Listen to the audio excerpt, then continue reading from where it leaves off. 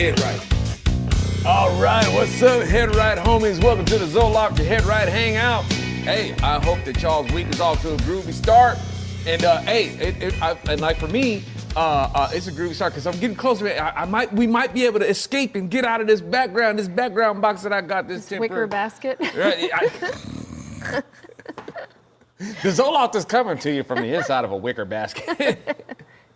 It's still our, this wicker basket is still our safe space from the global rubber room, right. though.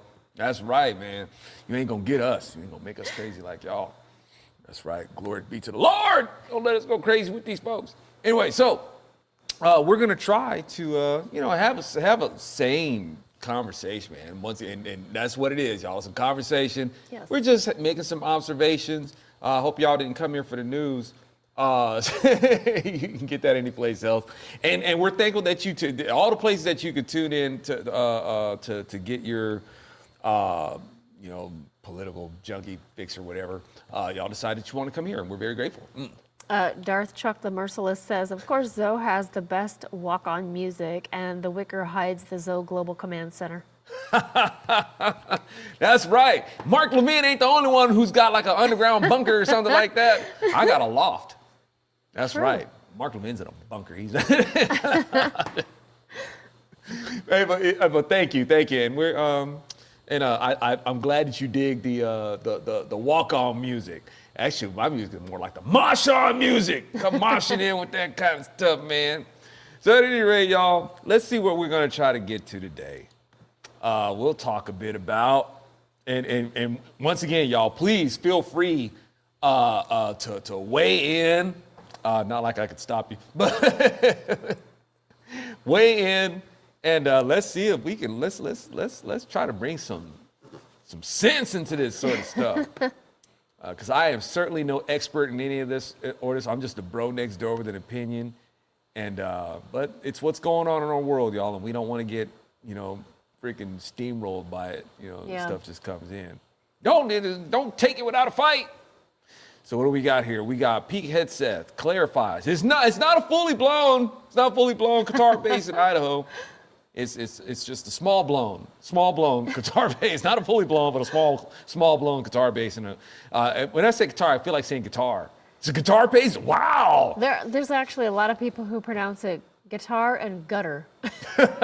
Gutter base. I like guitar base better. Like, can we go there and be like going to freaking Wally World? Right? Like, I want to go to guitar base. That sounds way bigger than Guitar Center. It's a base, right? It's like Guitar Death Star. It's like a base station. Muslim activists cite First Amendment as defense for vandalizing Texas church. Oh boy. Okay. A Portland cyclist staged nude in to protest. Naked people, all right. Didn't we see if you want to think about a disturbing image, it's a naked person riding a bike. Ew. Yeah. Right. I wonder if they No. kept. You answered that before I even asked the question. No. Meaning, I guess they took it off with the seat. Riding that thing in the rough. Gross. In the what do they call that? Riding it in the buck or I don't know. It's bug naked. It's bug naked riding with no seat. The article says something like it made me laugh. Something like the white liberal Ghibli bits. That's quite a graphic description. Right? Just swinging back and forth like the junk on a hamster in a hamster wheel. You ever watch one of those things in slow motion? I saw it by accident. I wasn't looking for it. Sure. I wasn't looking for it. It's just the kind of stuff that they put in my feeds. The algorithm knows you want it. The algorithm needs an adjustment. It's a very ill-adjusted algorithm. And it's like I scroll through and all of a sudden it's like, I'm passing by this hamster on a spin wheel and it slows it. It's like, and it slows it down. That is hilarious. And you see the junk on this hamster just, boof. You would think that the oscillation on this hamster would just throw of its junk, it would just throw him off this hamster wheel. There's no way. It's almost like a bumblebee. I guess according to physics, a bumblebee cannot fly. but it does. Wow, yeah. You know, I'm no physicist, so I really can't argue with them, I guess, on that. I mean, maybe if I could conduct some tests. But at any rate, I question, like, how is it that this hamster, with this posterior oscillation that is going on there, with these acorns, I mean, an acorn, you know, on a hamster with, you know, it's not like acorn is big, but in proportion to being on a hamster. Yes. You know, y'all ever seen junk on a hamster? It's like, wow, it's almost like another hamster back It kind of seems like all rodents have big junk. It does, right? And that must be like a rodent thing. Yeah. It's like a rodent be like some rodent thing. You wouldn't understand. You wouldn't understand, man. This thing, and it's just like blah blah. And it's like, I don't know how it's maintaining, you know, a straight gait on this thing, but anyway, all that to say. Wait, I'm really confused at how the algorithm threw that at you, because your algorithm is nothing but looking up Bible stuff and music, and that's it. There's like no deviation there. Hey, I'll tell you what, I use two browsers, right? I use two browsers, Safari and Google. And every day, the first thing that I go to every day is Bible Hub. Yeah. And the algorithm, I guess, sets up your quick picks for, you know, it has a, you know, for, you can click on it because this is what you most frequently, your most frequently visited sites. Yeah.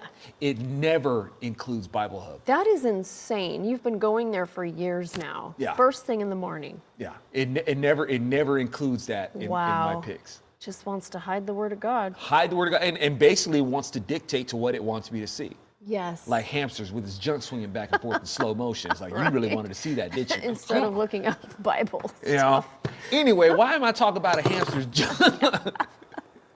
Because of Portland cyclists. They're a whole different class of hamsters themselves. They're freaking lemmings. Is lemming a rodent? Is rodent? Is a lemming a rodent? So these cyclists having a nude in. No bicycle. I thought they were birds. I don't know what they are. All access to the bicycle post. All right, so anyway. A lemming? You thought it was a bird? Like a penguin or something? I don't remember. I just think it's a bird for some reason. I have to look it up now. It's a mammal. I'm pretty sure it's some kind of mammal. Yeah, like a little rodent or something. I can see where it's like, you know, a lemming would be like what kind of species? Yeah, it is a little rodent. Yeah, because, you know, you have so many people acting like lemmings, like, you know, liberals. They're so cute. They almost look like the Richardson's ground squirrels. Yeah, they're cute little things. They're cute. You know? Except when they're committing suicide. That's not cute. So anyway, now I'm not sure I'm going to be able to make heaven. This is Donald Trump talking. It hurts to hear President Trump's most recent thoughts about eternity, according to the.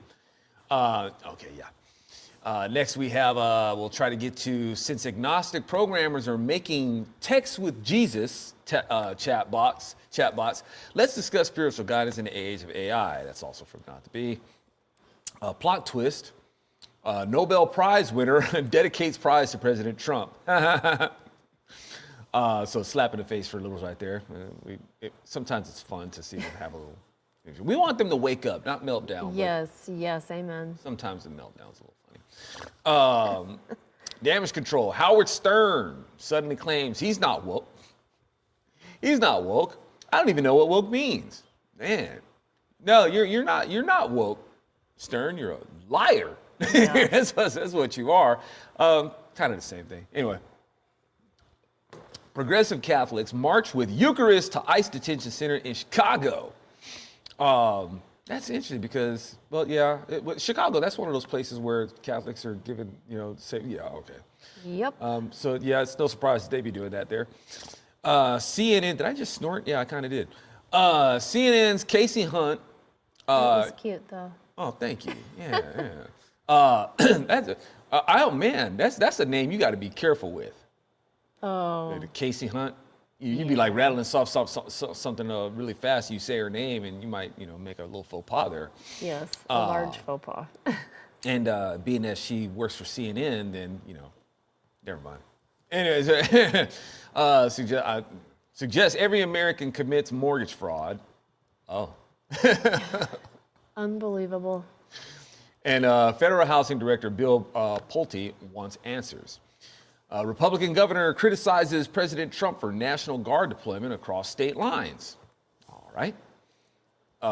Did Serena Williams seriously just imply that her hotel's cotton plant decoration is racist?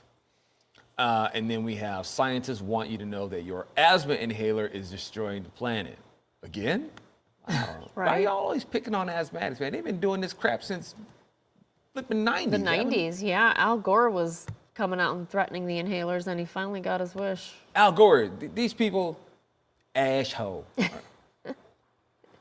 I said ash. A-S-H-O-E. Let's see. All right, let's back on up to Pete Hegseth clarifies. It's not a fully blown. I did. Yeah, okay. So let's see.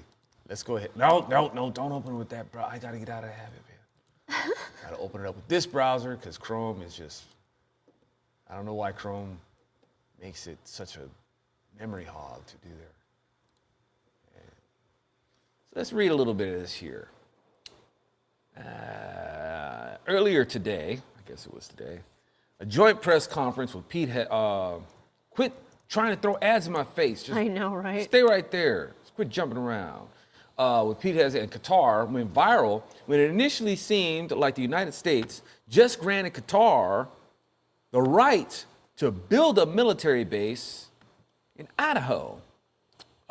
This would understandably be a little concerning. It's now, man, I guess in this race to just be the first one to get out and report some stuff, I guess as long as you're first one on the scene, you don't have to have all the, those facts that people claim that they care so much about or that you have to have, with all the fact checking and all that sort of stuff, man. And then to turn out to make this a big deal. Well, of course, they got to make it a big deal because, they got to do it to undermine the Trump administration and, him being irresponsible to, they don't mind when a Chinese balloon, they don't move quick when a balloon is like flying over and stuff like that. And, and the land grabs that they're doing, hey, you don't necessarily have to have a military base here to do some damage. Absolutely. Okay, but when you think about the foreign countries that are just buying up land here and near stuff like that. Near the military bases like China. Come on now, at the behest of this globalist cabal, they don't say nothing about that. Yeah. But they're quick to jump on this, even though we've got military trained. It's a training base. Okay. Heck, man, we got Germans, we got Italians, we got Netherlands, Singapore, United Kingdom, Qatar. Yep. When we lived in 29 Palms, we was living by the Marine base there, where they train, to fight in those high temperature climates, they'll be doing or be deployed in these places overseas. They'd have people from different, countries coming in, running training exercises and stuff like that. So whether it's going to be, a U.S. installation or a base, built specifically for training, people from other countries. This has been going on for a while. You know what I'm saying? This is a long time thing, but to make it where, all of a sudden, and being that this has been going on for a while, you should kind of recognize the pattern of it. Yes. Instead of just coming to the conclusion that a foreign country is going to build an installation here. Yeah. Now that we read the article and heard it from Pete Hegseth's mouth himself, the way that all of the news articles that Google will pull up for you, the way they all worded their headlines, really, they made it sound like Qatar had an Air Force base in Idaho or is going to. That's how they worded it. Yeah. They're building an Air Force base in Idaho. Yeah. And they kind of just left out the training part. Yeah. It's not a full-on... it's an American-controlled base. And Pete Hegseth said, we do this with our allied countries. That's right. They come here and they train on the F-15s, the F-16s, all the jets, because you can't just train on those anywhere. It's not a new thing. Yeah. Not a new thing, y'all. So, I guess no cause for alarm. Yeah, the liberal news outlets just really wanted to deceive people. Totally. It's about that gaslighting. It's, this, I guess they call it Trump derangement syndrome. Yeah. To undermine TDS. it. You would think. I mean, aren't they all about, holding hands and singing Kumbaya and all that? They're all about open borders. So how come Right. y'all are all about that sort of? You're okay with the invasion that we have Yeah. from our southern border. You're okay with that. You're okay with other people just coming in and immigrating here. How come you're upset about a base, being immigrated here? Yeah. Which isn't what's happening, but y'all are really selective with your outrage. They are. Yep. How does that work? But anyway, it does work for them in terms of y'all, and that's what it's all about. It's just about just playing the long game, just inching this exercise of corrosion. Yep. Constantly hitting it from every angle, and they're just always on that grind, y'all. Yeah. But y'all, like I said, it's contrary to their narrative. The ones who are actually guilty of an occupation here from a foreign country, would be them. They're the ones who are demanding it. Yes. So, once again, yank that plank out of your own eye. Quit trying to pull the splinter out of ours. Yeah, and they have absolutely no problem with China buying hundreds of thousands of acres of land here in America and next to military bases as well. Drilling off our coast and all that sort of right? stuff. That's not a problem. Hypocrites. Yes. What else we got here? Muslim activists. Oops. Speaking of selectivity, in how we're going to celebrate. I mean, isn't you see Islamists holding up, signs like saying, death to freedom and freedom go to hell, and because they don't like, but they don't like, the American idea of freedom. They don't like ours. Yeah. They want to be free to, persecute. Mm-hmm. That's freedom to some people. That's free. That's freedom to Democrats. Yes, it is. It certainly is. Democrats want the freedom to enslave other people to their ideologies, to their sentiments, to their worldview, to their delusions. We have to be enslaved to these things. That's freedom to them. And if you don't let them do that, then you're a tyrant. Yeah. And Muslims same way. They don't like our. They want to be free to be able to subject us to their religion and whatnot. And right here, when they want to use a freedom that we have to, I guess, abuse. They want to take that and they want to abuse it. This freedom of speech that we have. Wow, and it really sucks that these people can take something like this and make a case for it. I mean, they can. It's like, dude, what? For real? You gonna do that? And unfortunately, you're gonna have a lot of people who gonna stand with them on this. Oh, yeah.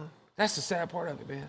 It's like, okay, you're gonna cite the First Amendment as defense for vandalizing a Texas church. All right. There's this, when you see the scales, scales of justice, scale of liberty.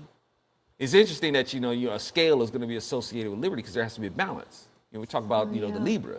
Talking about the balance, man. You never notice that the Libra is represented by scales? You ever notice that you can't really say liberty without Libra? There's a balance, y'all, to liberty. Yeah, you can go ahead and say and express yourself however you want. You can't do it at the forced expense of somebody else, though. And you can't just go express yourself however you want to on somebody else's property. Yeah. They painted swastikas, the inverted red triangles, which is what Hitler used to identify. Oh, we gonna get to that. That's insane. Yes, it is. You're free to be insane, but you're not free to be insane at somebody else's expense. All right? This is property that does not belong to you. See, a person, we have this thing also, along with the First Amendment, that right to free speech, you also have the right to property. And you can't just trespass on somebody else's property and do whatever you want to do. All right? So no, the First Amendment doesn't work here. And it's really sad that people are going to try to use this as an excuse to do what they did. And along with that being sad is that y'all going to try to call us Christian people, Christian nationalists and all that sort of stuff. I'm definitely a Christian nationalist. You're going to try to call us Nazis, Hitler, but maybe where the Muslims are coming from, maybe where they're coming from when they're doing this is not that they're right, they're putting these emblems on this church in support of Nazism. They're probably planting these things on this church, accusing them of doing it. This church is a Nazi church. This church is Hitlerian, right? Maybe that's where they're coming from. I doubt it. I mean, heck, man, even y'all. Here's the funny thing. This is what I think is really funny. Hitler had allies. You know who the allies were? Muslims. Yeah, people don't know that. Yeah. I was mind blown when you told me that. Yeah. Hey, Hitler wanted people, he wanted to ally with people who hated Jews. Yeah. And Muslims hate the Jews. So they were his allies. So it's no surprise. I don't think it's a stretch to say, I'm trying to look at it from both angles. Because you do have, you have the left trying to brand Trump as Hitler. If they make a picture with of Trump and they spray paint a swastika on him or something like that, it's not because they're supporting Nazism, which they really do. But that's bear with me. They're not painting a swastika on him because they support this, because they're accusing him of being a Nazi. And that's what I'm suggesting, the same thing with this church here, that they're spraying this stuff on there, accusing them of being Nazis, trying to set themselves apart.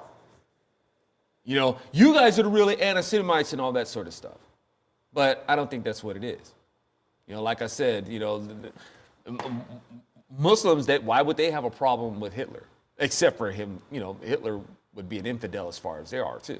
As far as they would, according to their narrative, Hitler, well, no, let me walk that, let me take that back. Because here's the thing about Hitler. Hitler wasn't, I know a lot of people think that Hitler was all about the supremacy of the white race. Maybe his generals were and stuff like that. That's maybe but Hitler, it was more than that. Hitler was about the Aryan race. Who are the Aryans? Well, the Aryans are your Persians. Okay, so when you see the swastika, all that stuff is Indo-Persian. That stuff is going. That's Indo-Persian culture. That's going back to some Sanskrit stuff. Hitler didn't just come up with the swastika. He took that. He didn't take that idea from other white people. When he took that as a symbol of power, the symbol of the four winds, that we now know as the swastika. That symbol of the four winds is coming from India. That's where he got that from. Okay. And the Persians, who were persecuting the Jews, well, he wanted to keep that. He wants to keep that ball rolling. He had an obsession with the Aryans, which is Persia. And who is Persia? Iran. Okay, they're not blonde-haired, fair-skinned, blue-eyed white people. All right, that wasn't his obsession. Hitler himself wasn't blonde-haired. he wasn't him, according to, I guess, the Nazi model, what people think is supposed to be perfect, blonde-haired, blue-eyed, fair-skinned white people. Hitler wasn't even that. All right? Aryans, the Persians, the Iranians, people who really hate the Jews. That was his aspiration. Okay? So, this right here, it's... not a stretch that they were coming here to celebrate, and to say, hey, we're on the Nazi frequency here. Yeah. You know, death to the Jews. So It's true because they also wrote, amongst other things, from the river to the sea, and we know what they mean by that. and the thing and y'all and that's stealing from the Old Testament. They reversed, they perverted what that's supposed to be. So you know, this right here, I just think it's, you know, it's comical. Once again, I'm trying to give the benefit of the doubt here, but when you got the left out there accusing us of being anti-Semitic and Hitlerian and Nazis and fascist and all that sort of stuff, you know, why y'all ain't got nothing to say about these people celebrating Nazism, trying to terrorize this church by painting this paraphernalia on there, or, you know, these messages on their church, and you don't really, you're all about pro-Palestine, and you guys aren't catching the whole death to Israel thing, and y'all don't associate that with anti-Semitism, but rather to us. Wow. Yeah, but it is what it is. Yeah. You know, I mean, Democrats, they've hated the Jews pretty much as long as the Democrat Party has been around. You know, when the Democrats established the KKK, who was one of their targets? Jews. They've always hated the Jews. To this day, they hate the Jews, yet want to call other people anti-Semitic. Right. You partner with people who hate the Jews. So it's and now for me, I'm like, you know, you know, because you have a lot of Democrats, you know, a lot of Jews who are Democrats here. They're godless Democrats. It's really sad. And you know, the Lord basically warned Israel, you know, is not only the Israelites, because just because you're an Israelite doesn't necessarily mean that you're a Jew. If you're from the, you know, you could be a Judean from the tribe of Judah, but in terms of being a religious Jew, or you know, a Jew by, you know, tradition, you know, family tradition and stuff like that, you know, that's one thing. But you know, the Lord warned of these things that they would be setting themselves up for, and the persecution that they'd be setting themselves up for. And when you have a lot of, you know, here in America, you have so many Jews that are Democrats who basically partnered with their enemies, y'all. Yeah. If you're Jewish and you're a Democrat, well, you're kind of dumb. You know, it's right, like look at Schumer. Yeah, you have partnered with your enemies. And the thing is, and don't even try to tell me I'm wrong about that, because through your own scriptures, it shows you doing that over and over again. It's like it's pathological. You know what I'm saying? That's what I think. It's flipping pathological. Yeah. It's demonic, really, because that's what it's always driven by. You know what I'm saying? Over and over and over and over again in the Tanakh. Over and over again, always partnering with the godless and their enemies, those who would put them into subjugation. Yeah. You know? So it's like, you just read it, and it's like, there was another king born, he took the throne, he did what was evil in the sight of the Lord, and Israel did the same. And it's like, over and over again. When do we, finally, after reading like 10 of them, it's like, finally there was a king that did what was right, you know, that did right by the Lord. Oh, he almost made it, and then he did evil in the sight. Oh, dang. You know? It's like, there ain't too many of them that you're going to find that stayed on the straight and narrow. Yeah. But over and over and over and over again, they rebel against God, go sideways on him. Ain't nothing changed to this very day. The Jews today in America, partnering with the godless. Yep. Right? They're thinking that they're running things. Man, you minions for the devil. You're minions in his party. Yeah. So it's now people would if that would be like the extent of my, if there's any anti-Semitism in me. Where that comes from is Jews who think they're too good for God. Jews who only really want to identify with Jews because they think that there's some sort of glory in their historic struggle. That's about it. We're Jews and we've survived the struggle. We really don't care about anything else about what it is to be Jewish, but we want to distinguish of being those who've survived the struggle. Right. And so in that, they boast in being Jewish, which I find really freaking insulting. You know, that you think you're too good for the very nation that God himself established. I think that's really insulting. You know, and you sell yourself short. I think that's horrible. Yeah. That's probably about the extent of my anti-Semitism. I have a problem with that. You know, people who just who behave so godless out of just lack of gratitude for a nation that God himself established. Wow, man. Anyway. It's pretty sad. Real quick, the liberal, the white liberal woman, the Karen, that is representing these Muslims who went after this church with graffiti, she says, I think that protest graffiti, that sort of thing, is the language of folks who are unheard, and so my heart went out to them. So she's representing them. Girl, if you was to go ahead and do this in their country, more than your heart would go out to them. Oh, yes, that is very true. You know what I'm saying? It's like Yeah.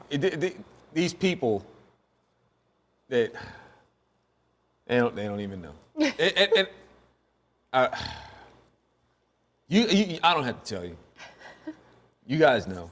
You know, I want to move to the next article. I don't want to get started up again. Right? Girl, they turn you out. Let's see, what else we got here? We got Portless cyclists stage a nude end to I don't want that vision in my head, man. Bothering me. There is drone footage that the author said we were very careful to blur out the I think it said Ghibli bits of the liberals, so you don't have to see anything. The naughty bits. But there's a warning saying that we may have missed something and not blurred it, so just so you know. Yeah.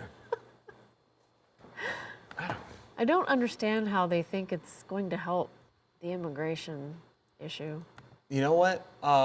They don't even know how it's going to help. They don't care. They're reprobates. They're Yes.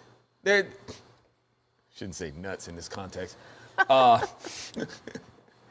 Assuming that, I guess I don't know if there's men and women. I was gonna say, do the liberal men have them? I know, right? So they tuck them. Yeah, that's what they do. They tuck them. I guess, if you're gonna be nude riding your bike, I guess you gotta kind of tuck. You gotta be careful, ow. So I don't know. Goodness. Anyway, so let's see what the article is saying here. Oh, hi, my liege husband is in the chat. Perfect timing. Yes. Show of hands. Anybody ride a bicycle naked? No. I don't think I've ever done that. You think wouldn't you know? I don't know, man. I've done some silly stuff when I was a kid. So hundreds of individuals stripped down, at least partially. Okay, that's a little easier to turn. Stripped down at least partially before getting on their bikes. The group met. Well, you guys aren't fully committed, are you? Stripped down partially. Oh no, they were. Oh, there was some. Okay. Okay. The group met at Portland's Convention Center, staged a die-in on Burnside Bridge, and ended the cycle ride at the city's Immigration and Customs Enforcement facility. Some protesters wore see-through ponchos over their naked bodies to shield themselves from the rain. Aw, man, y'all should have taken that opportunity to get a shower or something like that. Right, get out there in the buff. That's the word I'm looking for. Come on, in the buck. What is that? In the buff. In the buff. That's right. Y'all aren't y'all all about nature and whatnot? Get out there and get you a little, a natural, a nature scent scrub down. Why not? Others wore costumes and clown outfits. Clown outfit for them? That's not a costume. That's a uniform. And held Palestinian flags. All right. So here's a somewhat censored version of what this looked like. That is a lot of. I hope that you guys. Yeah. Well, I hope that you guys have all had your shots. on this one. Do I really want to play the video? No, I don't want to No. play the video. So yeah, make sure you guys make your stop to the free clinic. I don't think just getting a COVID shot will help you for what you guys might catch from Right. each other, in that naked display that you got there. You want to read the quote from a brilliant activist that they named Nicole that they interviewed? I think I see it.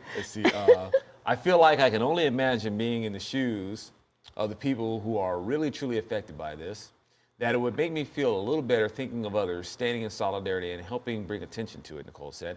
I don't think there's a whole lot I can do about it, but this is one small thing that I think I can do to support a more humane world.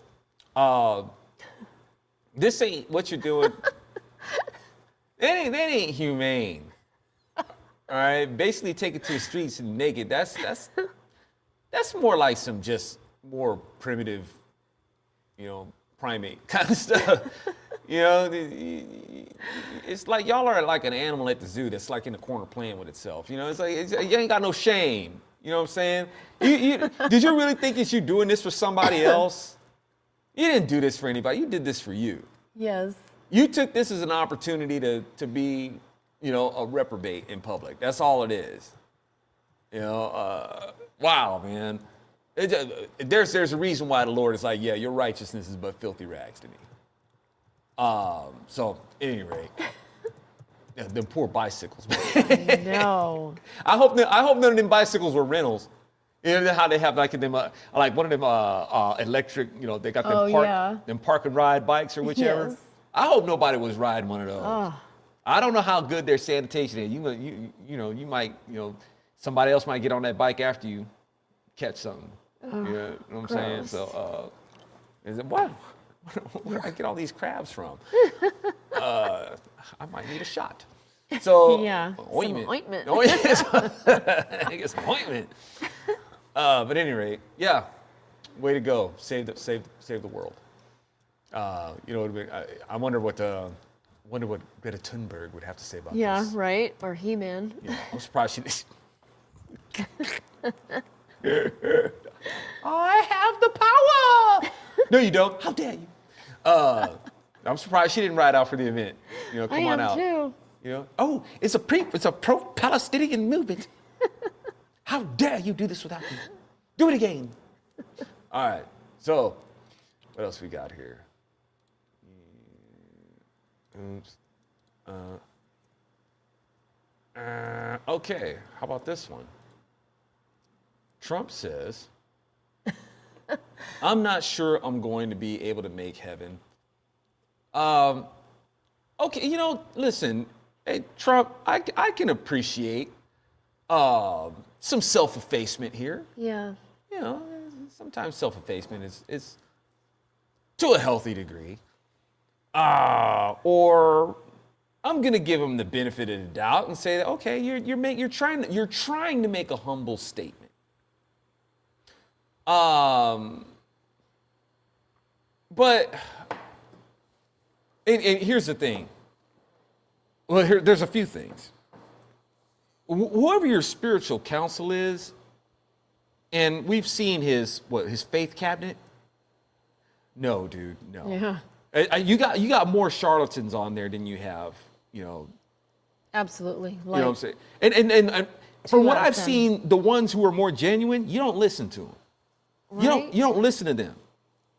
From what I've seen. Like say, I know, and for a lot of people, I get it. This is petty stuff. But when you make it very public, like when Franklin Graham? Yes. It's like, hey man, won't you chill out on the cussing and stuff like that? In your speeches, yeah. In your speech, but there's kids there. It's supposed to be a family event. Won't you? You don't need to cuss.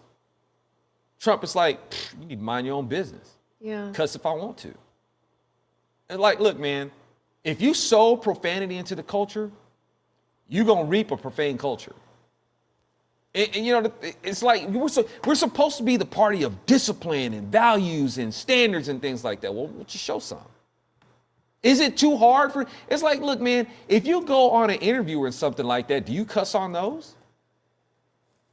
When you go, if they I'm gonna interview on Fox News or whichever, maybe he does, because I don't really watch a lot of interviews. But you see these people who are, and I know some of these people. They're just foul out. They'll cuss in front of your kids and all that sort of stuff. Some of these idols that people look up to in the conservative movement. I'm not gonna name any names. Ain't gonna be no snitch. But man, I'm telling you, they'll bring their kids to meet them and stuff like that, and these people will be just dropping F-bombs and all that sort of stuff, talking to their kids. And these people are just like, and they don't say nothing about it. I've seen it. In some cases, I've intervened and say, hey, you know what? Hey, I'd like to share something with your son or daughter, just to get this person from cussing in front of their kids so much. And you got people saying, what's the big deal? It says it'll make a man out of them. No, all you're doing is instilling in them the same kind of behavior that contributes to why the world is so messed up. They're called cursed words for a reason. Yes. And people, it's like they don't think anything of it. What's the big deal? It's like, okay, well, if it's no big deal, then what do you use the language for? If the word doesn't mean anything, what do you keep using it for? Yeah. You use it like it has value, but you want to treat it like it doesn't mean anything. That doesn't make any freaking sense. Right? It's totally illogical. And if you really have strong language, especially if you're a Christian, then you don't need to rely on, cursing to give thrust or punctuation to your point. The word of God is sufficient to do so. Yes. His word is power. Cussing ain't. All right? So, anyway, Franklin is just like, hey, won't you cool out on that? And Trump basically told him to go pound sand. Yep. So, like I said, Trump listens to the charlatans in his faith cabinet. He don't listen to the people who are more real. So, that being said, his counsel should have fortified him, and really he should be fortifying himself. Know what it means and know who it is that you're talking to, Trump. Like when you're praying to the Lord, have you really gotten to know who he is? I don't think so. I don't. It's like, look, man, you can go ahead and give the platitudes about how there's only one Savior, and I appreciate that. That's good. But have you really gotten to know him yourself? Have you read his word? I don't really see much that shows that you have. Or is whatever you know about him is being spoon-fed to him by your so-called faith cabinet. Yeah. And if you're really if you're fed the right things, I don't want to say spoon-fed, but if you're fed the right things, I don't think you would say something like this. And once again, I appreciate, the attempt to be humble. Yeah. Like, say, for instance, I'm myself. Hey, if somebody were to ask me just straight up, hey, Zo, do you think you're going to heaven? I would real flat out say, well, I hope so. And because it's not like one of those things where you just give a yes or no answer to. Because it ain't about my goodness that gets me there. You know what I'm saying? I don't trust in myself to get to heaven. I trust in the Lord. I trust in his goodness. I'm trusting in him to conform me to him, that I would be welcomed into his kingdom. It's like, Lord, help me, please, be the kind of person you need me to be. I don't want to just be like, oh, I don't think I'll be able to make it to heaven. No, I don't think so. Well, in saying that, Trump, that means that you're not trusting in the Lord. You guys, you dig what I'm saying? If you just write yourself, you're going to write yourself out of heaven. It's like you're assuming to have an authority, and I guess in a way we do. It's like you want to do your own will. But that's the thing about it. You take your will and you hand it over to the Lord. Lord, shape me, conform me. Refine me like the silver in your furnace until you see your reflection, from me. Yeah. Conform me to you. So if somebody asks him or something like that, it's like, look, I'm hoping I yield myself to the Lord to be the kind of person that he would accept into his kingdom. What do you guys think? What would be a better answer? And y'all, I'm not saying this to come down on Trump. We want to help the guy. Yeah. But we're not going to help Trump by just making like everything he says and everything he does is okay. It's like, look, man, your faith counselor is kind of like, dropping a ball on you. Or are you listening to them? I don't know. Maybe you're listening to the wrong people in there. But I pray that Trump receives the Lord's peace and truth, and has a better perspective on these things. Yeah. I was looking at his full quote here. He says, I don't think there's anything that's going to get me into heaven, okay? I think I'm maybe not heaven bound. I may be in heaven right now, flying on Air Force One. I'm not sure I'm going to be able to make heaven. Okay. So basically Trump is, if I could paraphrase, he was like, maybe being up here flying in Air Force One is probably about as close to heaven as I'm going to get. Yeah, he kind of sounds like the Joel Osteen theology, which is he even wrote a book saying your best life now, meaning this is your best life here. Right. Not in heaven with the Lord, but here. Exactly. So let me find that where we was just saying that. Okay, so I'm being a little cute, but I don't think there's anything that's going to get me to heaven. Well, yeah, you're kind of right. There's nothing that we can actually do. Right? You got to put it's faith and work, right? You got to put your faith to work, and you got to work in the right faith. They go together. You got to bear the fruits of the Spirit. You're right, Trump, in the sense of there's nothing it doesn't matter. You can be the goodest person on the planet. But if you think you're too good for Jesus, then, why should Jesus have you in his kingdom? Yeah. You don't want to be there anyway because you think you're too good for him. So Jesus ain't going to make you live there. All right. So that's not Jesus being a big old meanie. He's not going to let you into his kingdom. You don't accept him. You don't want to be there. So he's not going to make you. All right. He's not going to let you come in here and screw it up for everybody else. So yeah, Trump, you're right. There's nothing that you can do.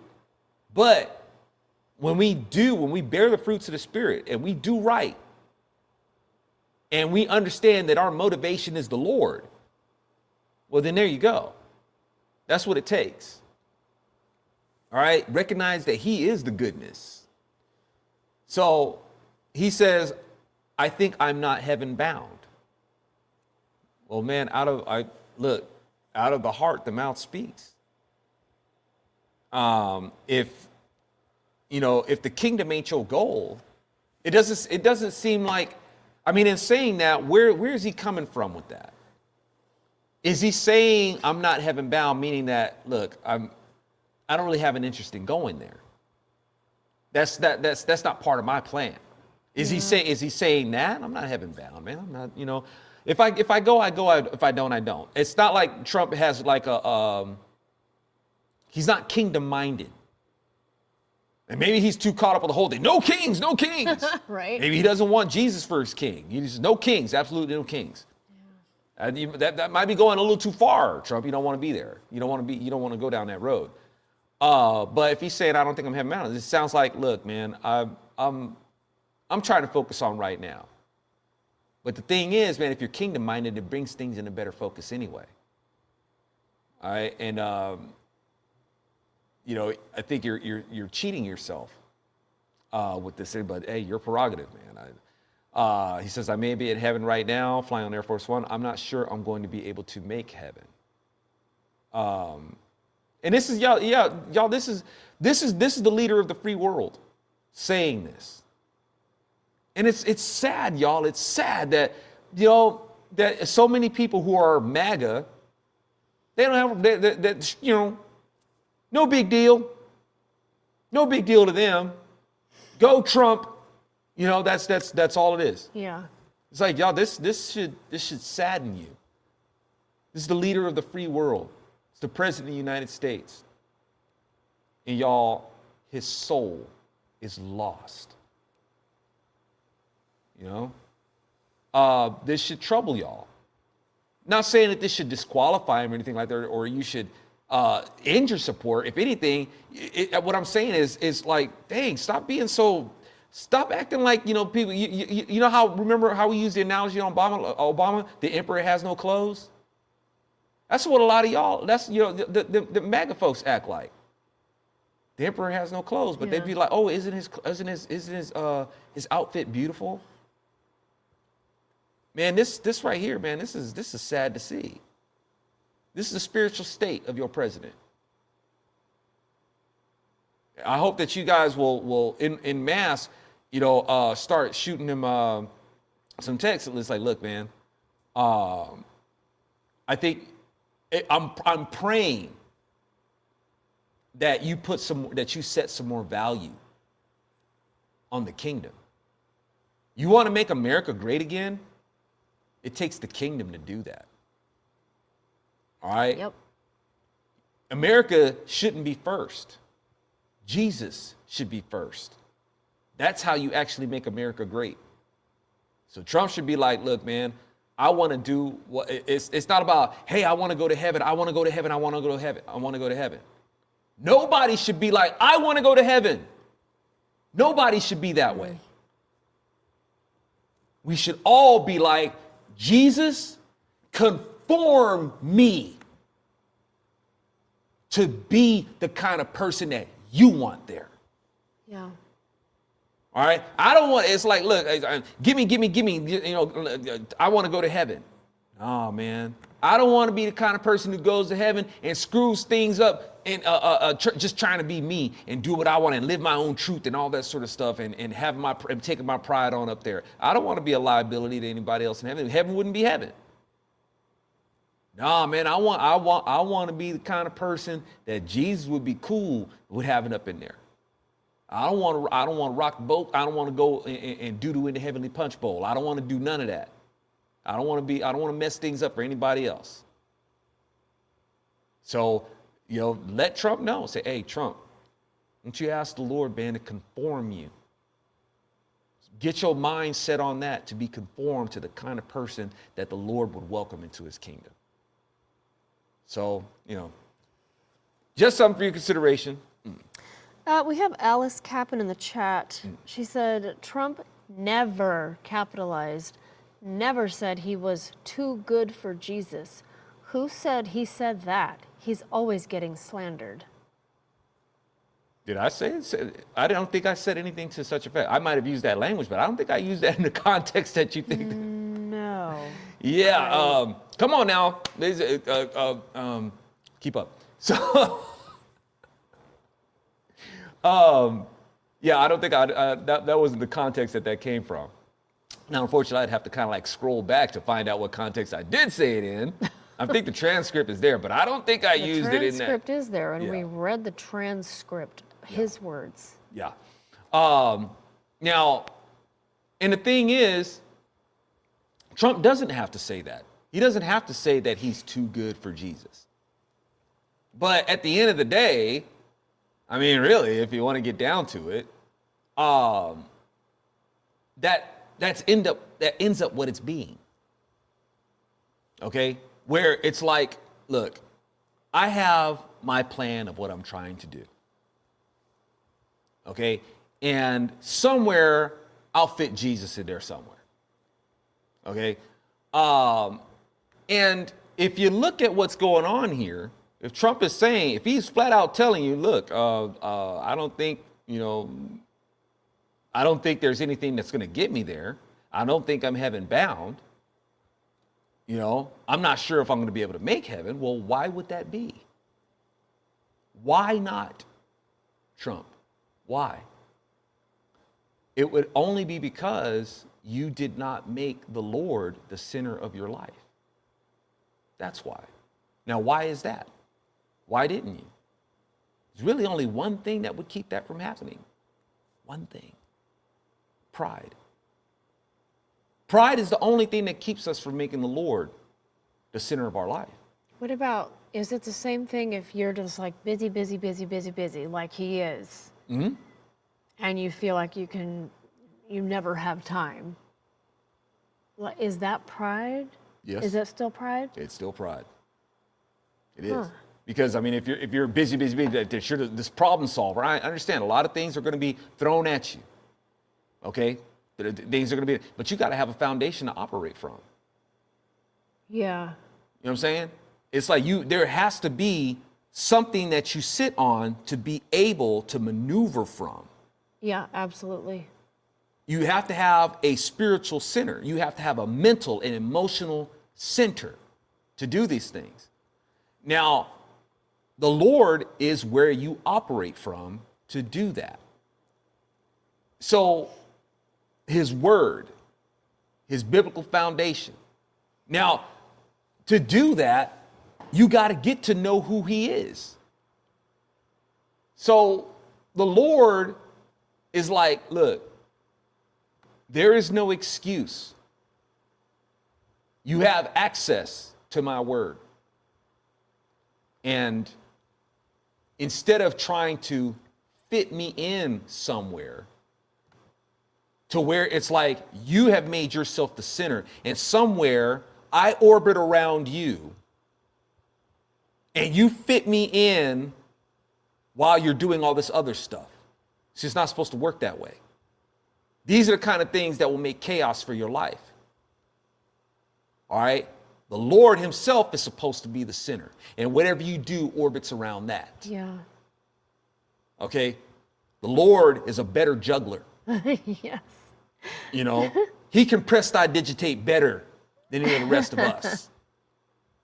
So, once again, if a person is coming from the mindset of, well, I don't, to be so, I don't want to say flippant, but to treat the manner like, I don't know if we're really going to heaven or not. I don't know. I don't think I'm heaven bound. Y'all, that's a person who really doesn't have a premium on the kingdom. He doesn't really have a premium on who the Lord really is. It looks contradictory. It looks like lip service. On the one hand, you'll talk about, oh, Jesus is the boss. He's the guy. He's the real savior of America and all that sort of stuff. So he'll say that on one hand, and then on the other hand, he's like, I don't know if I'm really heaven bound. I don't think there's anything that's going to get me into heaven. I'm not sure if I'm going to be able to make it to heaven. Well, then that means that you don't really trust in the Lord. Trust in him to conform you to him. That's the key. And he doesn't seem to think that the Lord has the authority to do that. So that being said, well, it's kind of hard to not assume that, well, we got a pride factor going on here. Okay. Because if you understand what it is to humble yourself before him, you don't say anything like that. In trying to make yourself look humble, I don't think I'm heaven material. So I see what you're saying. Yeah. it doesn't make you look humble. It makes it look like you don't have confidence Yeah. in really letting the Lord be the Lord of your life and with the authority to conform you to him. Where's your confidence in him? You know what I'm saying? So, once again, the quick to come to Trump's defense as far as this, it doesn't really help him. No, it does not. Doesn't help him. In reality, y'all, it's making the job harder for him. Sometimes you gotta let folks say, hey man, you might not be going about this the right way. But like I said, there's too many people out there too defensive about Trump and don't really want to tell him what the real deal is. And y'all, it's making this job that much harder. Yeah. And I'm not sure who Alice is referring to, if she's referring to you. The context leads me to believe that she's referring to you.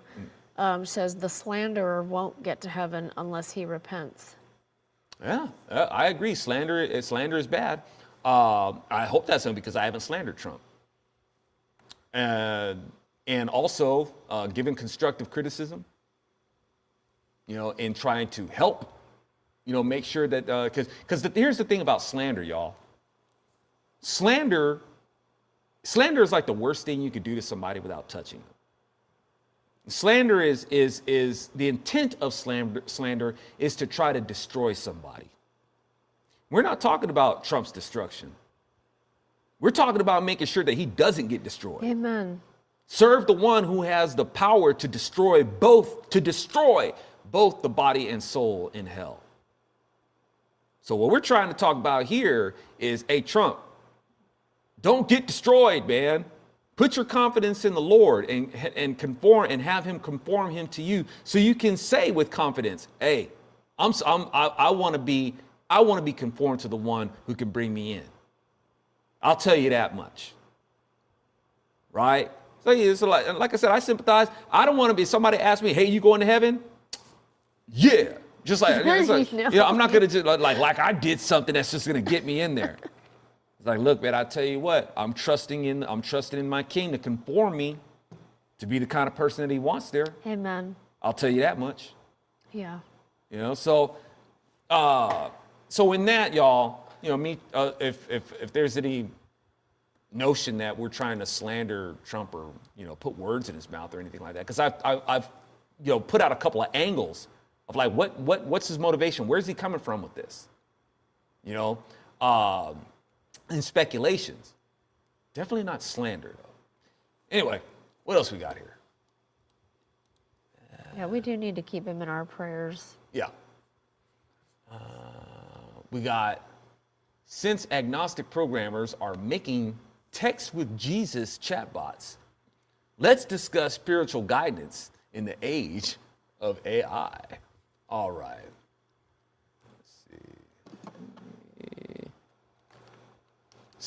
What was that line in Lawnmower Man? Cyber Christ. Don't remember that. Yeah. It's basically where we're at. Yeah, because he was, I guess Lawnmower Man was starting to develop like a messianic complex or whichever. And he heard that and he was like, yes, Cyber Christ. So Text with Jesus app draws thousands, as a creator says, AI can help people explore scripture. Okay. Yes, thousands of people using this app, which has been around for a few years now, actually.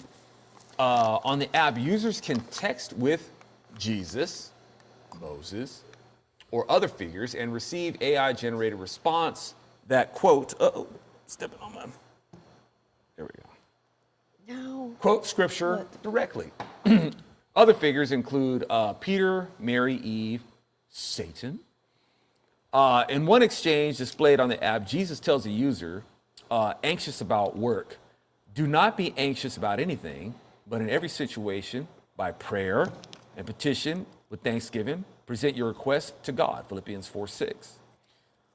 The app, it bills itself as a divine connection for devoted Christians. All right? If you want to watch a Christian guy be flabbergasted at the response this app turns out, see this 2024 video. In one reply, AI Jesus tells him this about respecting other religions. It's important to respect diverse perspectives and engage in respectful dialogue when discussing matters of faith. Even worse, this liberal woman who asked AI Jesus about abortion. When it comes to the topic of abortion, I understand that is a deeply personal and sensitive issue. As Jesus Christ, I value and respect the sanctity of all human life. The Bible teaches that God knows us even before we're formed in the womb, Jeremiah 1:5. Every life is precious in his sight. However, wishy-washy Jesus. However, I recognize that people face complex situations and difficult choices in life. It is important to approach discussions on this matter with compassion, empathy, understanding. As followers of Christ, we are called to support and care for those who may be facing challenging circumstances. Okay. Let's dissect that for a second. However, let's back up to the however part. However, I also recognize that people face complex situations. Yeah, true. Jesus does recognize that. And difficult choices in life. It is important to approach discussions in this matter with compassion. People and the lefties, that's what they want to hear. Yeah. Jesus is compassionate to my situation. They want to hear how Jesus is telling everybody else that they have to have empathy. You have to have empathy and understanding. As followers of Christ, we're to support and care for those who may be facing challenges and circumstances. Okay. So if you want to be all about Jesus showing compassion, then don't you have an obligation to show compassion to that kid in the womb? Yep. Don't you have a responsibility to show empathy? Because I tell you what, if you really want to show empathy, when that kid is being sucked apart, then maybe you can show empathy by having your leg amputated with no anesthetic. While that's happening. Hey, we're gonna suck off that baby's leg, put it in there. Little kid is like, oh my, some of these kids are like well developed. Yep. And it doesn't matter what stage of development. I mean, because y'all are all about the voice for the voiceless, right? Sticking up for the little guy, right? Yeah. And I reckon the more voiceless and defenseless, well, then the more you should come to their defense, right? So like I say, it's like, look, if any of y'all, if you so-called pro-abortionists, if you saw a person beating up, a grown person beating up a 5-year-old kid across the street, would you be outraged? Well, yeah, they'd be outraged. Oh, really? What if it was a 3-year-old kid? You'd be really outraged. Oh, how dare you beat up a 2-year-old? Oh, how dare this? A toddler can barely even walk and stand on his feet. The younger the kid is, the more indignant. Yeah. Well, how come y'all don't follow that trend to where, the kid is prenatal? Smaller the kid, the more defenseless, should be more outrage, shouldn't it? So, but you want people to be more compassionate, while you have no compassion for the kid in the womb. Yeah. Empathetic, while you have no feelings for the kid in the womb. Right? When facing challenging circumstances. Oh, when a kid is getting sucked out of the womb, I'm sure that's a very challenging circumstance that you might want to have a little more compassion for. But you don't. Right? So, Jesus recognizes that there are difficult circumstances in life. Of course he understands that. Show me where in scripture that Jesus prescribes abortion to deal with it. Right. He doesn't. If you understand that Jesus, if you're supposed to be a Christian, you understand that Jesus has always been God. He's not just a prophet in the New Testament. He's always been God. He is the God of the Old Testament. Okay? And Jesus lets us know that if you compromise the life of a kid in the womb, like say for instance a circumstance where a person is fighting and a woman happens to get in the middle of it and she's pregnant, and that woman gets injured, and that baby is born still, a stillborn, the person who caused that woman injury is to be put to death. You are to exchange life for life. You do not compromise the life of a child in the womb. All right. So Jesus' attitude towards abortion is pretty clear. But because people don't, I guess because you don't see the word abortion in the Bible, you think that that's the loophole that you can go through. And and the thing is, y'all, even if Jesus was to flat out say, I condemn abortion, you wouldn't follow it. Right. You wouldn't care. You'd still do it. You would just be like, well, Jesus was wrong about that. He doesn't know my circumstances. Jesus wasn't a real person anyway, and all that sort of stuff. And people just make up stuff about Jesus all the time anyway. They slander Jesus. If we're gonna, since that's going to be the word of the day. Yes. Right? They slander Jesus. So, reading the Bible for yourself with the guidance of the Holy Spirit rather than with the guidance of AI would be a better approach. So you don't get answers like this.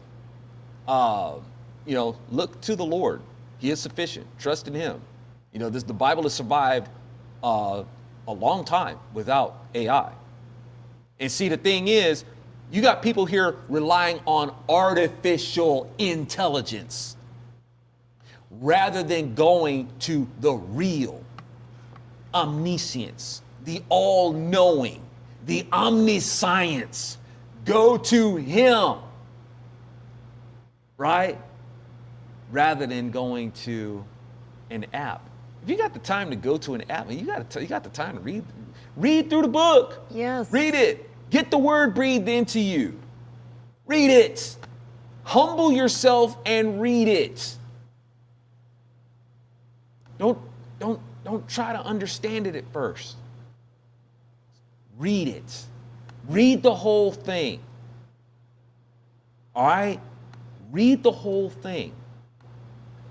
Then read it again and start studying. Start breaking the words down. But you got to get the word breathed into you first. Yeah. Right? Read it. The word is living, y'all. This is the living word of God. Okay? I'm not talking about the metaphors and all that. So this is the textual representation of God. His word breathes. His word is life. Breathe it into you. Read it. And then go back and study. All right? If you got time to go to this app, on whether it's periodically or daily or whichever, read it like it's a horoscope. That's what this stuff. That's what this stuff is, y'all. That's basically more. This stuff is more like this Jesus or app or whichever. It's more like a horoscope, y'all. Don't treat it like that. Read the word of God. This word of life. Trying to take shortcuts like this is like some sort of Christian cliff notes or whichever. Yeah, that's exactly what it is. Even the guy who developed it says the vast majority of users see it for what it is, a fun, accessible way to explore scripture and spirituality in a new format. Yeah. You're selling yourself short, y'all. It's taking a shortcut. It's a life manual, y'all. You might want to read the manual. Anything else. Read the manual. If you want to get the most out of the appliance that you're using, read the manual. This is your life manual. Read it. Don't try to shortcut, what you're going to be getting out of it. Yeah, remember that acronym that we used to have on the fridge, basic instructions before leaving Earth. Right? It literally is your life manual. Yeah, it is. So what else did they say in here? You can text with Jesus, Moses, and other figures and receive AI-generated responses that quote scripture directly. And I don't have a problem with giving if this is the situation that you're asking about. And this is once again proves my point. People they treat the Bible like a self-help book. Oh yeah. It's not. Don't reduce it or cheapen it to a self-help book, y'all. People, they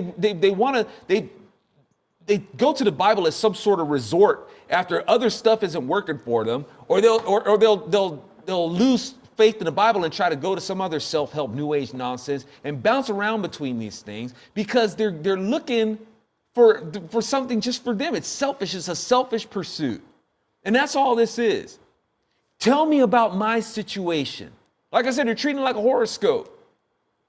I want to know this about me, and I want to know how to deal with this. And y'all, stop looking in the Bible for in this search for you. Yes. Seek the Lord Himself, because that's the answer to your life.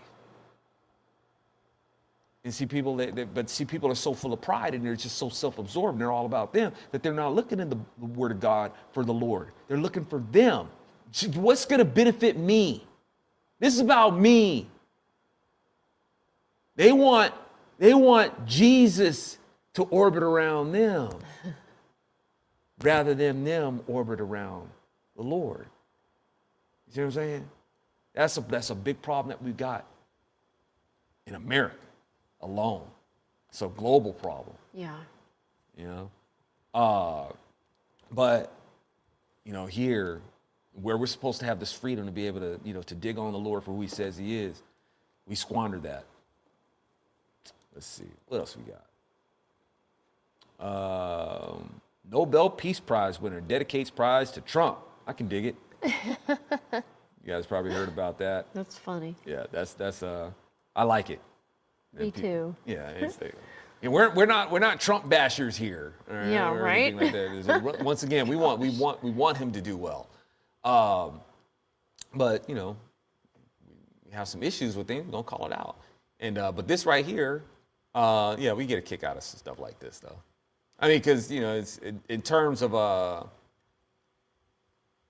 Trump's got a lot of stuff to like pieces to pick up from the previous administration. Oh, goodness, yes. Okay. He has a mess from all the previous administrations. He's got a huge mess. Okay. And in doing so, it's like, yeah, man, I reckon you should get a Peace Prize for this message. But I digress, y'all, because hey, we got to keep it real. Why do we have this mess? Because Trump didn't know who he was dealing with.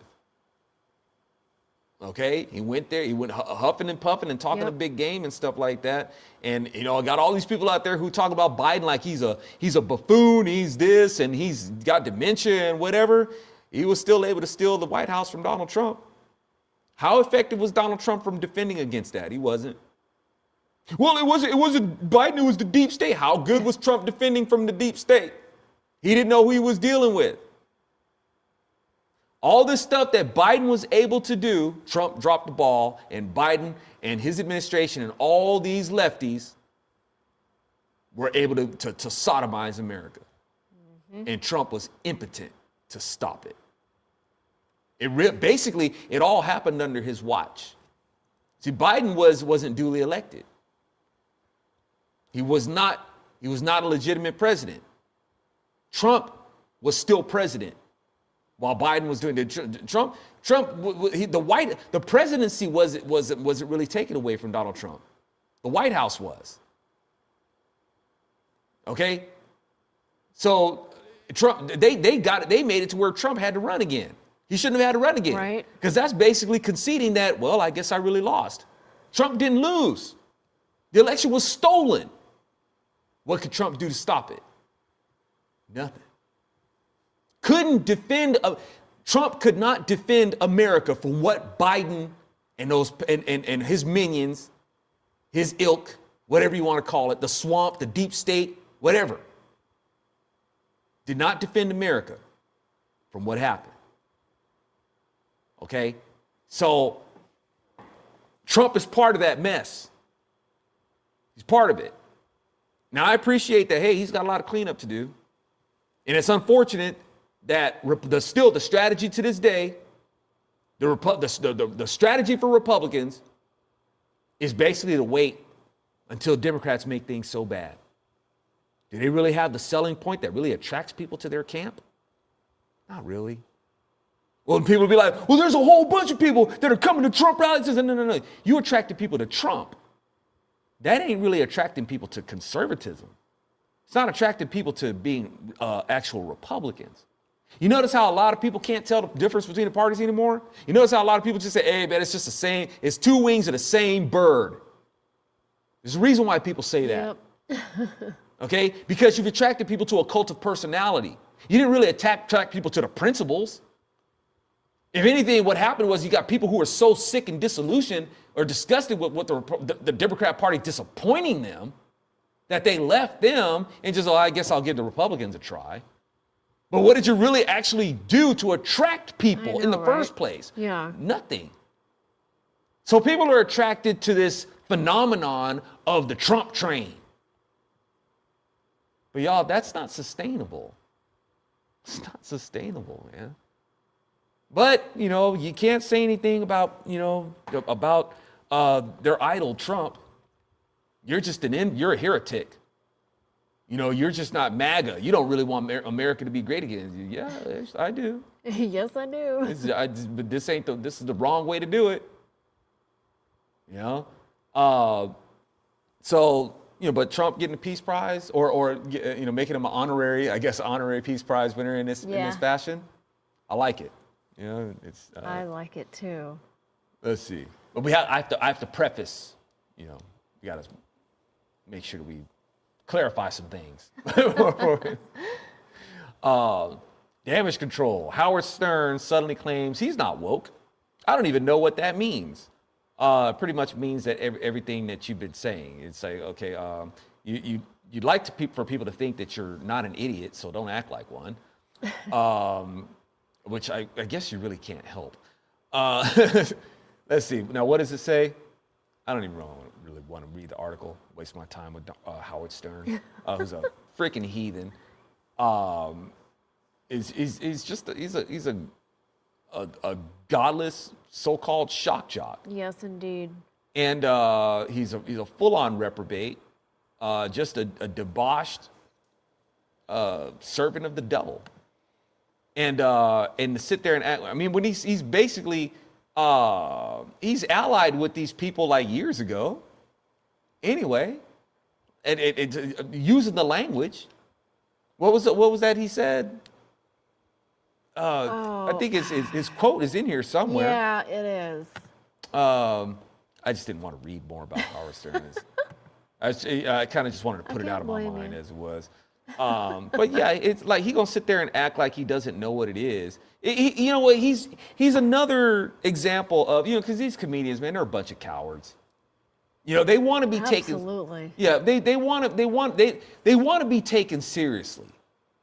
But when they get called on the carpet for stuff that they said, then all of a sudden they're just like, you don't take me seriously. I'm just a comedian. It's just jokes. They hide behind being a comedian. And Howard Stern is no different than these people. So, him acting like he doesn't know what woke means, like, whatever, dude. Yeah, he does. I just found his tweet back from September 20th, 2023. Mm-hmm. He said, it says, Howard Stern tells off critics who say he's woke now. I'm anti-Trump, pro-vaccine, and support transgender people. I am woke, MFer. There you go. Quote from him. Yeah. So, I mean, he literally just laid out the attributions of being woke. Like, yes, you do know what it is. And drop the word itself. Yeah. Put the word in there. So yeah, you know what it means. You're a liar. So then we got progressive Catholics march with Eucharist to ICE detention center in Chicago. So basically, these people, I don't think it's necessary for you to call them progressive Catholics. Can't we call them Democrats? Yeah, we can call them that too. I'm sure that they are, but with a lot of Catholics, I think it's very Catholic to just go ahead and make it whatever you want it to be. I mean, it is the universal church, right? Yeah, that's true. So if that's the case, I mean, heck, you can go. It's a universal. It's already the claim that it's a church. It's a wide-roaded church. Yeah. Oh, that's a very good point. If it's universal. Yeah. I'd like to keep that in my memory bank. It's a wide road and it's a wide gate. Yep. You got to have a wide road and wide gate to accommodate something that's universal, don't you? Yes. It just happens to be that wide road and that wide gate leads to destruction, don't it? Okay, and it's funny that the word says that the gate, it's like, hey, for mine, man, that the gates of hell will not prevail against my church. And when the Lord is talking about his church, he does not mean the Catholic Church. I know. You guys think that, that's Peter was the first pope and the church was established on Peter. Y'all didn't read the whole thing. You really didn't. If you read the whole thing, you'd be like, oh, okay. In context. Left out a lot of context there. Lots of it. Very key stuff. Okay? But you want to go ahead and have, and going to march with the Eucharist. They said they went in there with some juice and crackers. Yes. Okay. They wanted to give communion to the illegals in there. Okay. So y'all want to enter, you want to enter the ICE detention center. And I guess they're feeling like, they're going to use the right to free religious exercise in there, right? Y'all going to try to, like the other nuts who graffitied that church. Yeah. Freedom of speech. This would not be a correct exercise of free religion or free religious exercise, because these people, they have broken the law. All right, if they want free religious exercise, they need to be citizens of the United States. Now, to have this exchange in this capacity. Like if they're being detained and they want to pray and stuff like that, there's nothing to say that they can't do that. Right? But for you guys to go in there and demand that you can go into the center and it's like, no, there's a legality that has to balance out here. All right. So they want to go in and they want to bring communion. And if they're doing that, that means that, they haven't, the people bringing this Eucharist, they didn't study the scriptures. You can't just take communion. All right, what they go, like I said, you just go in there and you're gonna find these people and you just say, oh, here's a cracker and here's some juice or you know, The word tells you that you can't do that. You have to examine yourself. And what is it about yourself that you have to examine? The thing that you have to examine about yourself is that you've studied the scriptures and you understand what this stuff, the origins. What does the libation represent? It can't just be, the wine is the wine of salvation. It represents the blood of Christ. Where does that come from? Show me in the scriptures where that comes from, where it's all of a sudden this juice qualifies as the blood of Christ. Where does that come from? What gives it the authority to be the blood of Christ, to represent that? And do you really think that it actually turns into blood when you drink it? Well, the Bible says nothing like that. When you eat the wafer, where does that come from? What's the prophetic profile of it? And do you really think that it turns into the flesh of Christ when you eat it? There's nothing in the Bible that says that. Right? So the word tells you that you have to examine yourself. And in your self-examination, have you done your due diligence to examine the word to understand what the wafer and what the grape juice is? It's really supposed to be wine, but you know. So, at any rate, these people are a stumbling block to the detainees. These people are not rooted in Scripture at all. It's a bunch of self-righteous nonsense that they're doing. It's a spectacle. And, like I said, and they will be held accountable by the Lord. And do I think they should be allowed in there to give them communion? That's another question. Do I think they should be allowed in there? No. These people broke the law. All right? They broke the law. And giving them communion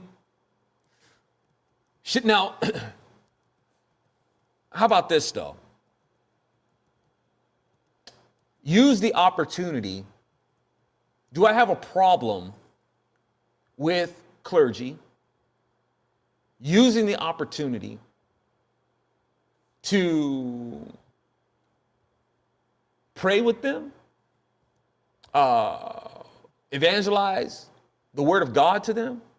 Say, look, man, since you're here. Yeah, since you're here. Be here for a minute. We're going to send you back. But we want to send you back with this. And and for these so-called progressive Catholics, y'all might want to listen in on this too. The Lord said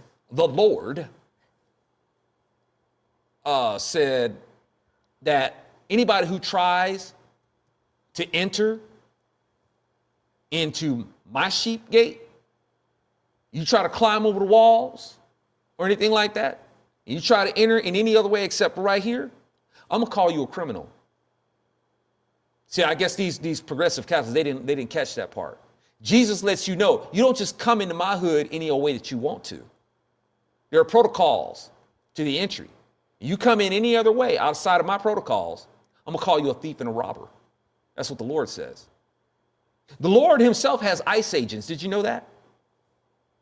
The Lord says if you're undocumented, because the Lord has the book of life and all that sort of stuff, you better be found written in there. You better be documented. If you ain't documented up in here, you're going to get thrown out. You're going to get deported. Right? Rebellious angels, people living outside of law, they got kicked out. The Lord, I don't know how this works out, y'all. I don't know how this works out. But somehow,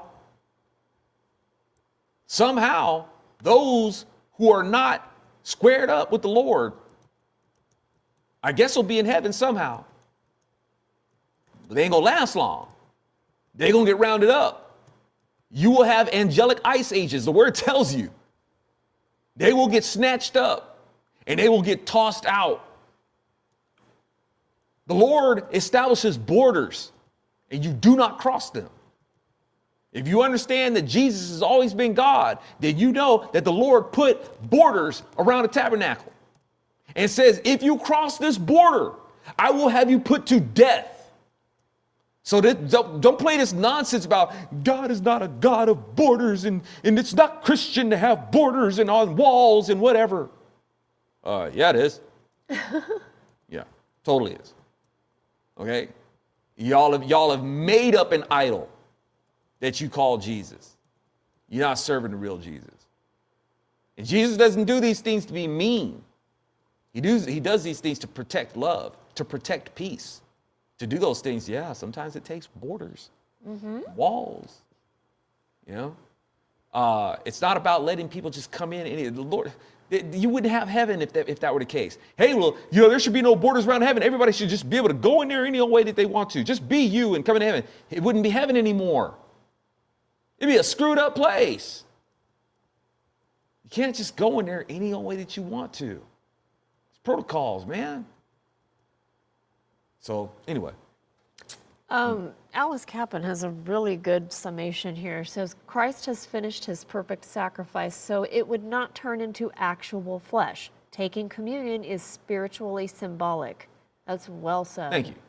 That's right. Please don't leave out the symbolism. Yeah, he literally says, do this in remembrance of me. Right? And why does he say that? Why does he say, do this in remembrance of me? It's not just a point of do this in remembering what I'm doing for you going forward.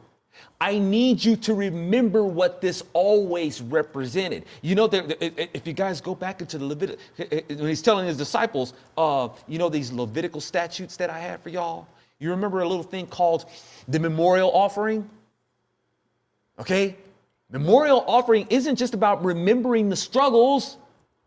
I need you to remember what all these statutes, all the sacrifices, all the implements, I need you to remember. So when you reflect on it, you can see my profile in it, that this stuff always represented me.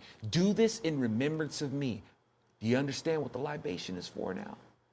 Do you understand what the bread is? You understand that I'm the bread from heaven? Right? You putting it together now? You understand what all the variations of the matzah for?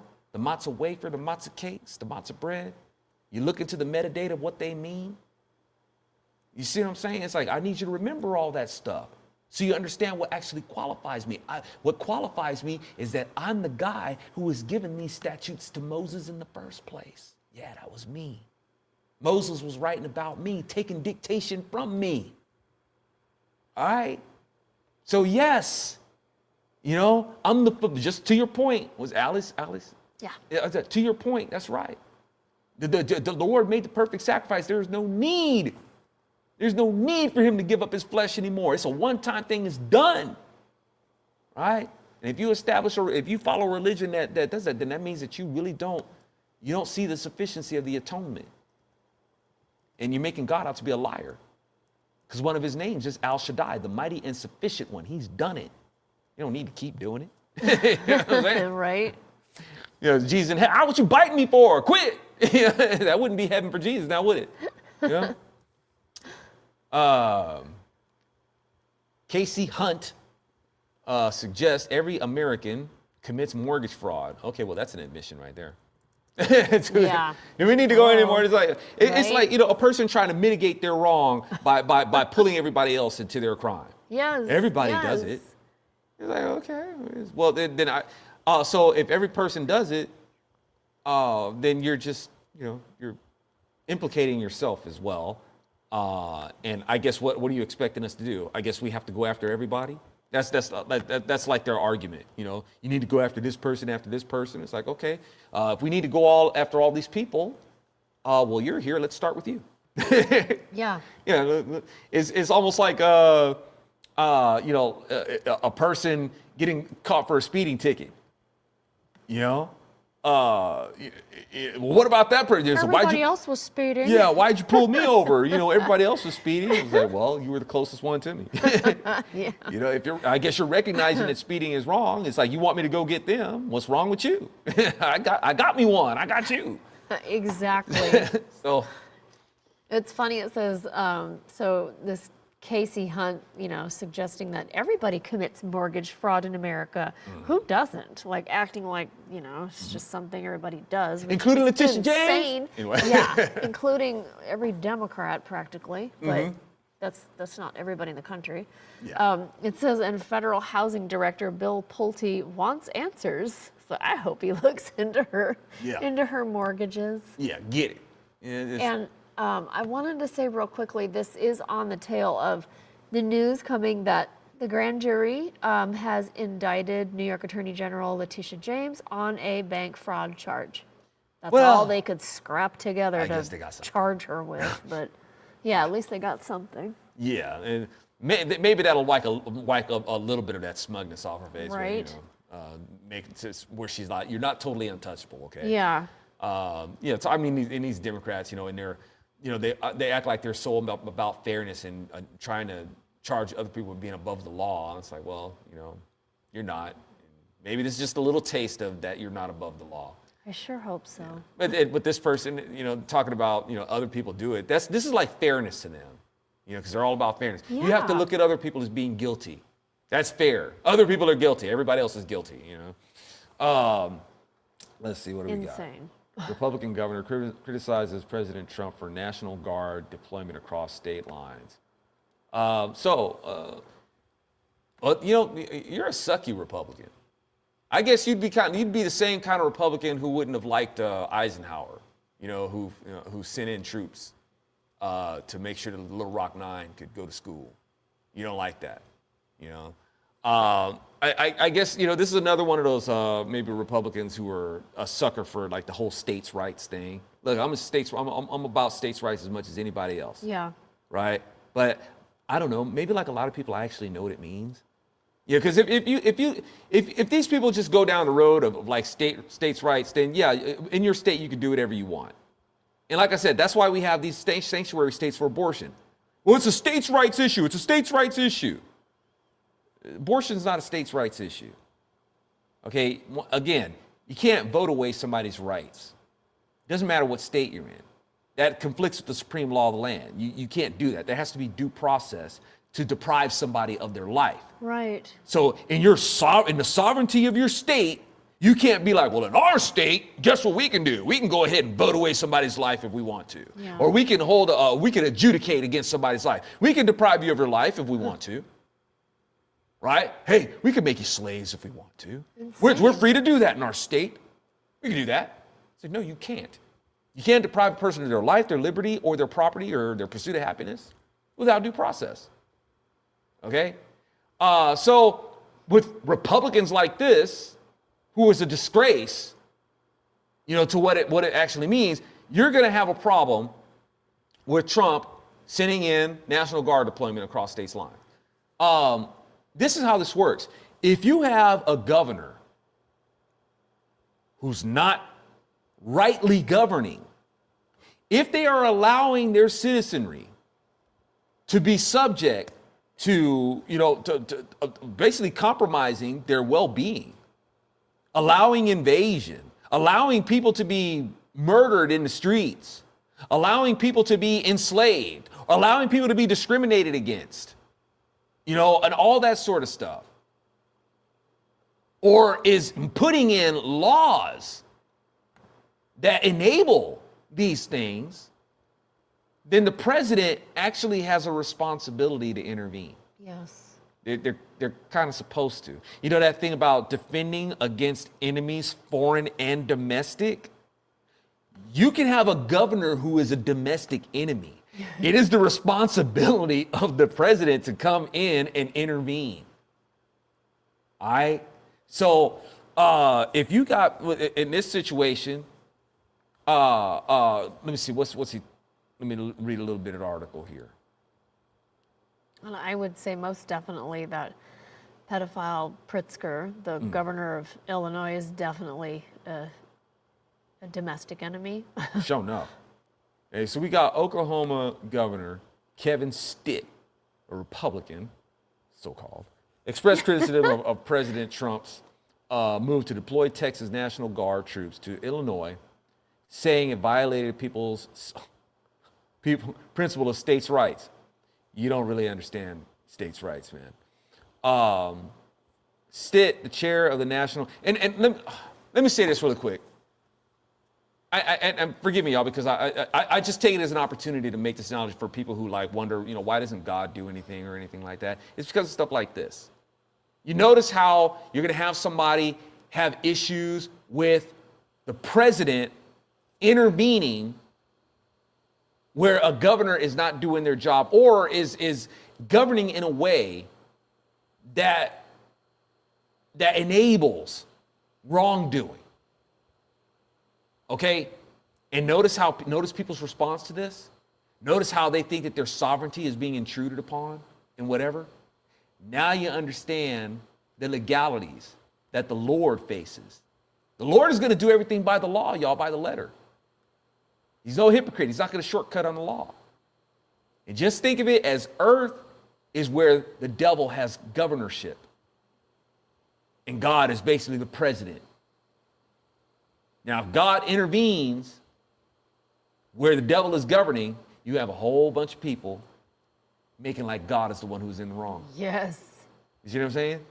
Just like you're going to have people like this. Even people who, and this person claims to be a Republican. And you have a lot of people who claim to be Christians who will be angry because God intruded on their sovereignty. Right? Because remember, y'all, we just showed a lot of people for Christianity, it's more about them than it is about God. You know what I'm saying? If you're looking for the Bible for stuff about them, it's about them. It ain't really about Jesus. Yeah. So God has to let this legally play out. Anyway, y'all, it's just a side note, something for y'all to consider. Stitt, the National Governors Association, spoke with the New York Times about the matter. I was surprised that Governor Abbott sent troops from Texas to Illinois. Stitt told the outlet, according to The Hill. What do you think about that? What's that? His whole thing is Texas sent troops to Illinois. At the behest of Trump, right? Correct. So he federalized. Correct. Yeah. If they're there available for deployment, yeah, you can go ahead and maneuver them across state lines. Okay. Because if the guard in your state ain't doing nothing, Right. Yeah. That might be the issue. and it's like, or Pritzker is like having them stand down. Exactly. Now, I mean, if it may be a point of if Trump doesn't have enough sway with the guard there, like would they be willing to mobilize, at his order? Rather than, I guess for expedience, he went to a more proximal guard that he would probably be able to depend on more, and a governor. Yeah. And mobilize those troops from there. What do you guys think? I'm no expert in how the National Guard works. Yeah. I'm speculating here. But is that a outside of the powers of the president to do so? I don't think so. So I mean, it's the National Guard we're talking about here, right? Yeah. I think the key word here being national. It's not particularly just your state guard. There you go, yeah. Right? It's a National Guard. And so that guard from that particular state can be mobilized to deal with a domestic enemy. This governor is a domestic enemy. The stuff that you're allowing to happen in your state, you're compromising citizens of America and national security as well. Yeah. Let's see, what else we got here?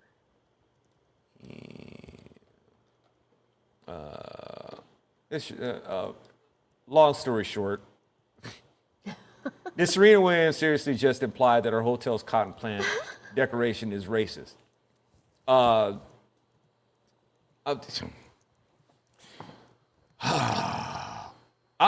have a feeling that the Serena might have some clothes that are made of cotton.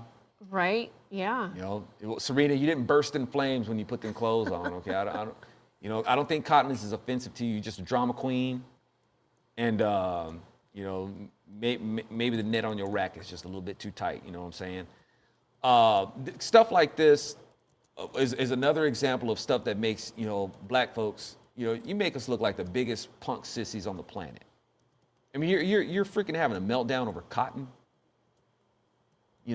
Soft cotton, little cotton plant. Actually, those things, they have stickers in them. They can hurt you. But They do? I think so. Oh, wow. Yeah, I don't think picking cotton is fine. But and you want to make it like I don't know, cotton somehow is this something, a symbol of black oppression. Lots of cultures have picked cotton and have picked cotton as slaves. Heck, even the cotton was grown in Egypt. They was picking cotton there too. The Hebrews picked cotton. Heck, even the other Egyptian slaves picked cotton. So it's like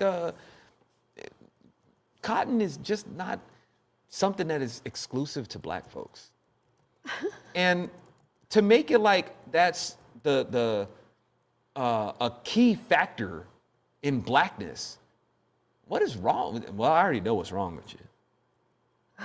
But seriously, do you realize how pathetic that makes us look? What is it? I get, and this is authentic blackness. It's that we have to be the superlatives when it comes to oppression. Nobody's ever been oppressed like us, right? And that's the thing that we want you to know about us the most. We are the most oppressed. Well, you're the most oppressed by your own insecurities, really. That's the thing that oppresses you the most, and that you let. That's true. And you let white people live rent free. The white boogeyman is just, you're so oppressed by the white boogeyman, the white boogeyman that y'all vote for the most anyway. The Democrats. Yep. All the slavery and stuff like that, and this oppression and whichever. Take that up with the Democrats because they were the ones who instituted it. You're barking up the wrong tree about who the racists are. Yeah, there are racist white people. They're the Democrat Party. Unfortunately, a lot of it's becoming the Republican Party too, because the Republican Party has been just freaking droned on by the Democrats. The Democrats have been shaping the way Republicans think for years, and Republicans are under their spell now, more and more. So that's unfortunate because the Republicans they were looking for, rather than really looking to Christ to protect their mind. They look to political figures to solve things for them. Yeah. They think that the salvation of America is the people that they put in office. If we just get the right person in there, and they think that America will be, saved. And in doing so, they've opened their mind to what the Democrats wanted. The Democrats have done a marvelous job in steering the mainstream Republicans into where they are. But all that to back to the original point here, with Democrats or with Serena here being so insecure about cotton. It's like, dang, man, and the thing is, to be authentically black, you have to be offended by cotton. It's like, wow, that's dumb. That's really stupid. So, Serena, you're known as like probably one of the most powerful tennis players ever. In your powerful athleticism, you're gonna be shaken up by a plant that grows cotton. That's just really sad, and I hate it that we got to get dragged into stuff like that. Well, actually, some people aren't dragged in; they go willingly. They want to join in on the offense because hey, that's what it is to be truly black. We have to constantly make we got to find everything that we can to make white folks feel guilty. Here's another opportunity. We got some cotton. Look at you evil white person, and this cotton is a symbol of your evil.